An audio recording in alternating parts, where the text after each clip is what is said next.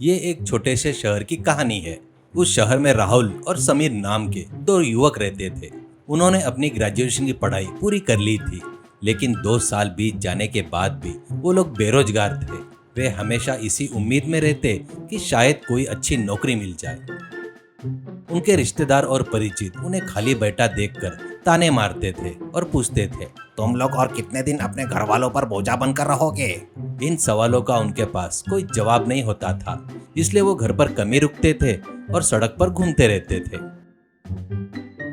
एक दिन समीर ने लंबी सांस लेते हुए कहा, अरे राहुल, हमारी पढ़ाई और हमारी काबिलियत को इस शहर में यही सम्मान मिलता है। जो भी मिलता है नौकरी के बारे में पूछता है। मुझे तो अब पढ़ाई के सर्टिफिकेट जला देने का मन कर रहा है, ऐसा कहता है। राहुल ने भी दुखी होकर जवाब दिया, हाँ समीर, मैं भी घर में पिताजी की नजरों को बर्दाश्त नहीं कर पा रहा हूँ। हमें कुछ न कुछ तो करना ही होगा, वरना हम इस शहर में सिर उठाकर नहीं जी पाएंगे, ऐसा कहा।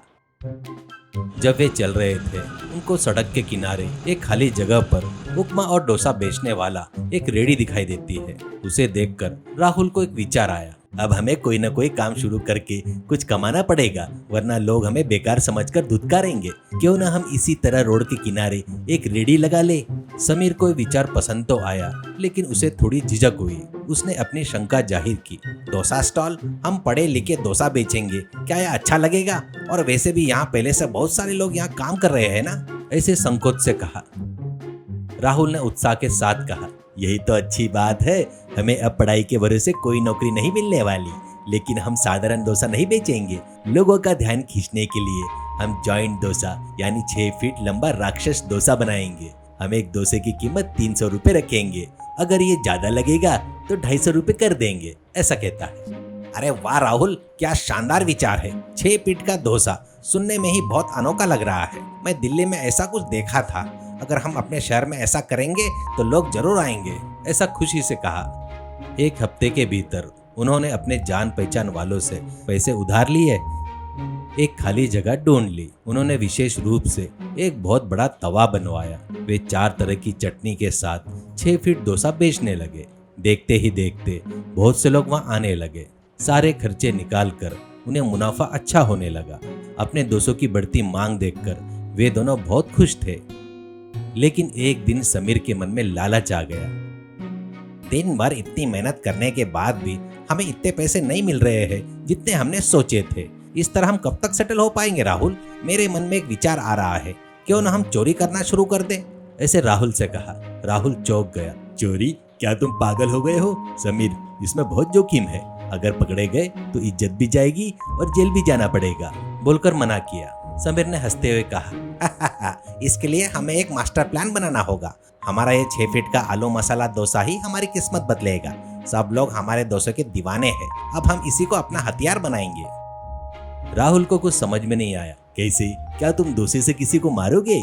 समीर ने आंखों से इशारा करते हुए समझाया। नहीं राहुल, हम नाइट होम डिलीवरी शुरू करेंगे। हम शर्त रखेंगे कि 10 बजे के बाद ही डिलीवरी होगी। तुम एक बड़ा डोसा बनाओगे और मैं उसके बीच में छुप जाऊंगा। तो मुझे उस डोसा बॉक्स में रखकर ग्राहक के घर पहुंचा दोगे। उस बॉक्स में हवा के लिए 4-5 छेद होने चाहिए। जब वे डोसा खाने के लिए बॉक्स खोलेंगे तो मैं चेहरे पर मास्क लगाकर उन्हें चाकू से डराऊंगा। उनके सोने चांदी के गहने पैसे लूट कर भाग जाऊंगा। प्लान तो अच्छा है, लेकिन अगर उन्होंने पकड़ने की कोशिश की या पुलिस को फोन कर दिया तो? राहुल ने डरते हुए पूछा। समीर ने बात काटते हुए कहा, आमतौर पर घर के लोग चोर को पकड़ने की हिम्मत नहीं करते।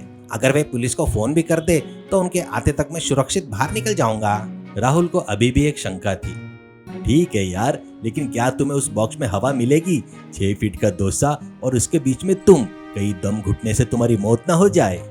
डोसे की खुशबू से भूख तो लगेगी, लेकिन सांस लेने में दिक्कत नहीं होगी। हम छेद थोड़े बड़े कर देंगे। वैसे भी मैं मास्क में रहूंगा ना। चलो तुरंत प्लान लागू करते हैं, बोलकर समीर ने प्लान फिक्स किया। 2 दिन बाद शहर के एक अमीर व्यक्ति धर्मराज राठौड़ के यहाँ से होम डिलीवरी का ऑर्डर आया। राहुल ने 6 फीट का डोसा बनाया और समीर को बॉक्स के अंदर डोसे के बीच में लिटा दिया। राहुल ने समीर से कहा, समीर तैयार हो जाओ। राठौड़ का घर बहुत बड़ा है, वहाँ चोरी करना हमारे लिए जैकपॉट जैसा होगा। हमारी जिंदगी संवर जाएगी। राहुल उस बॉक्स को उठाकर राठौड़ के घर पहुंच गया।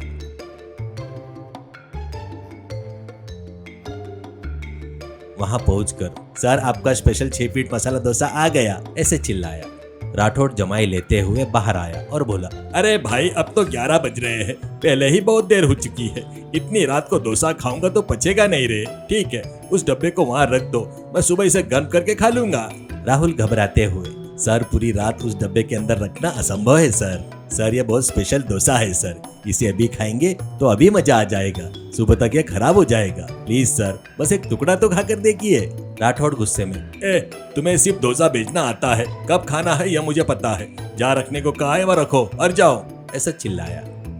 राहुल डिब्बे को सावधानी से डाइनिंग टेबल के पास रखते हुए और समीर को सुनाई दे इस तरह जोर से कहता है, सर यह बहुत स्पेशल डोसा है, इसका ख्याल रखिएगा, इसे पूरी रात ऐसे ही मत छोड़ दीजिएगा। राहुल बाहर आकर समीर का इंतजार करने लगता है। कमरे में सन्नाटा था। डिब्बे के अंदर समीर धीरे धीरे सांस ले रहा था। राठौड़ बेडरूम में जाकर सो जाता है। समीर खुद से बुदबुदाते हुए, हाँ यार, अब मुझे अपना काम शुरू करना चाहिए, लेकिन इस डोसे के मसाले की खुशबू से तो मुझे छींक आने वाली है, बोलकर नाक को खुजाने लगा।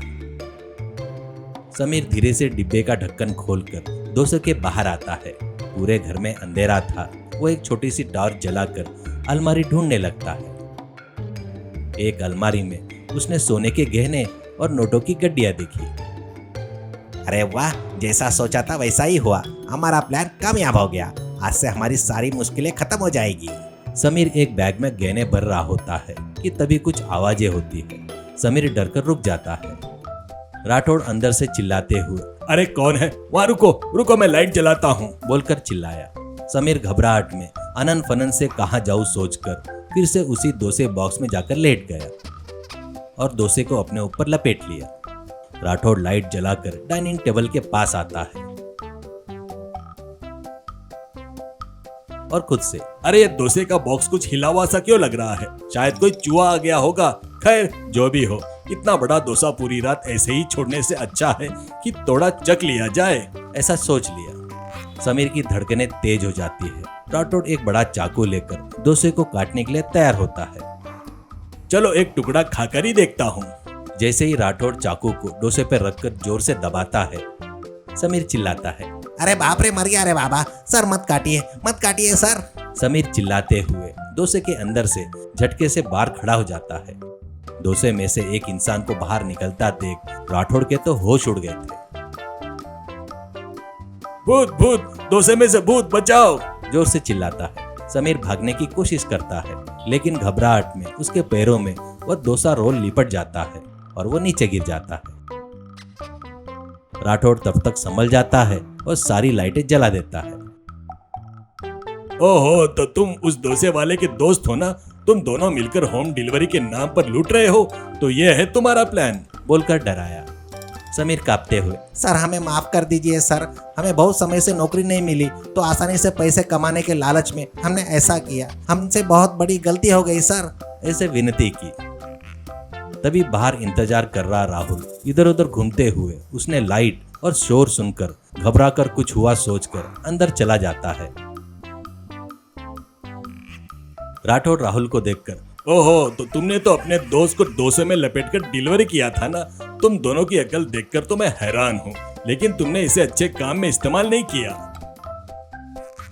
राहुल समीर के बगल में घुटनों के बल बैठकर, सच है सर, सच है, हमने गलती की, लेकिन हमारा डोसा स्टाइल बहुत अच्छा चल रहा है। समीर को थोड़ा बस लालच आ गया था, हमें माफ कर दीजिए सर, ऐसे निवेदन किया। राठौड़ थोड़ी देर सोचकर, देखो लड़को, तुम्हारा बनाया हुआ 6 फीट का डोसा बहुत मशहूर है और लोग इसे पसंद भी करते हैं। अगर तुम ईमानदारी से मेहनत करोगे तो यह तुम्हें बहुत पैसा कमा कर देगा, लेकिन अगर गलत रास्ते पर चलकर ऐसी चोरियां करोगे तो एक न एक दिन जेल जाना पड़ेगा और तुम्हारी जिंदगी वहीं खत्म हो जाएगी, ऐसे चेतावनी दी। राहुल और समीर बैलों की तरह राठौड़ के पैर पकड़कर, सच है सर, सच है, हमारे डोसे की जो शाखा है उसे हमने चोरी के लिए इस्तेमाल किया, ये हमारी गलती है, अब से हम ऐसा कभी नहीं करेंगे सर, ऐसे आंसू भरे आंखों से कहा। राठौड़ को उन पर दया आती है, वो उन्हें पुलिस के हवाले नहीं करता है। तुम दोनों ईमानदारी से डोसा बेचो, मैं अपने दोस्तों को तुम्हारा होटल के बारे में बताऊंगा और मैं अभी तुम्हारा यह 6 फीट वाला डोसा चखूंगा, लेकिन याद रहे अगर दोबारा ऐसा कुछ किया तो मैं छोड़ूंगा नहीं। समीर उत्साह में, thank you so much sir, आपने जो ये मौका दिया है ना वो हमारी जिंदगी बदल देगा। राहुल जल्दी से सर के लिए गर्मा गर्म डोसा बना के लेके आ। राहुल खुशी खुशी अपने स्टॉल पर जाता है और राठौड़ के लिए एक नया 6 फीट का डोसा बना कर लाता है। राठौड़ डोसा चखते हुए, अरे वाह, बहुत स्वादिष्ट है। इस स्वाद के दम पर तुम बहुत कामयाब बनोगे, ऐसे तारीफ की। उस दिन के बाद से राहुल और समीर ने गलत काम करने छोड़ दिए और पूरी ईमानदारी से अपना डोसा बिजनेस बढ़ाया।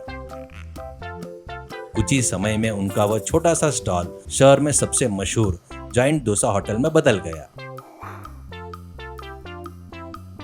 समीर अक्सर राहुल से कहता है, राहुल चोरी करने से डोसा बेचना कहीं ज्यादा आसान है और इज्जत वाला काम है।